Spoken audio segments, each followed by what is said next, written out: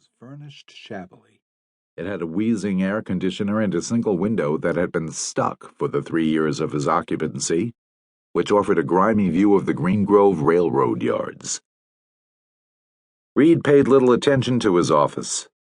The men who came there to hire him seemed to like it the way it was. They looked at the bullfight posters, the press clippings, the photographs tacked to the walls. They stroked the jaguar pelt draped over the threadbare sofa. They fingered the multiple rows of a shark's teeth set in jaws the size of a bushel basket.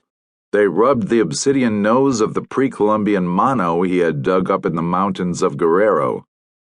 They hefted the rifles which gleamed in the wall rack and tested the business end of a 6-foot spear gun with slackened cables which stood in a corner. His clients measured him in terms of swamp, jungle, and sea. To them, as to him, an office was a place to hang one's hat, pick up mail, maybe chew the fat. Only a woman like May Gibson would demand more of it. "Money is beside the point, ma'am.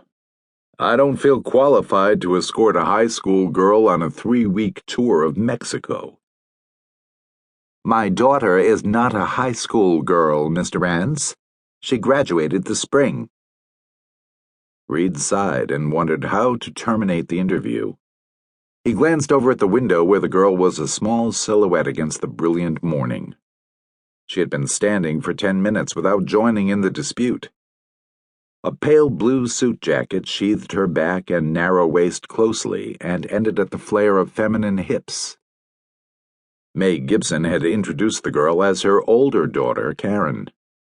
The relationship was self-evident.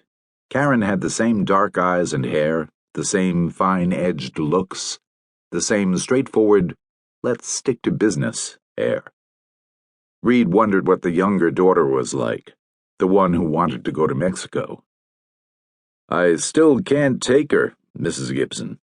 "Why not?" He held out his hands, palms up, a Mexican gesture he caught himself using more often than he liked. "For one thing, I'm a bachelor." "I know that, Mr. Rance." "For another, I'm not old enough to play father to a restless adolescent." "You'll find Leslie quite mature." "Leslie?" Leslie. She's really a completely self-sufficient girl. She's toured Europe." "Alone?" "No, but she could."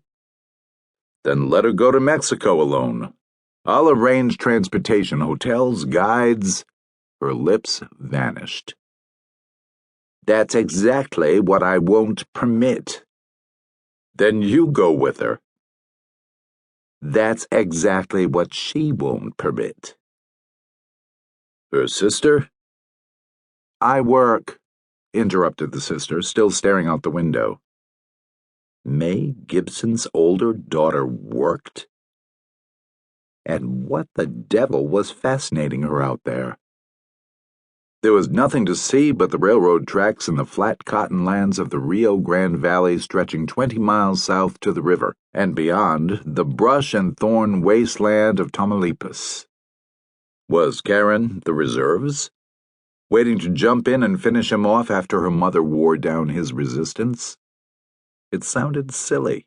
It meant a planned campaign, and he couldn't possibly be that important to them. "Why not hire a traveling companion, Mrs. Gibson?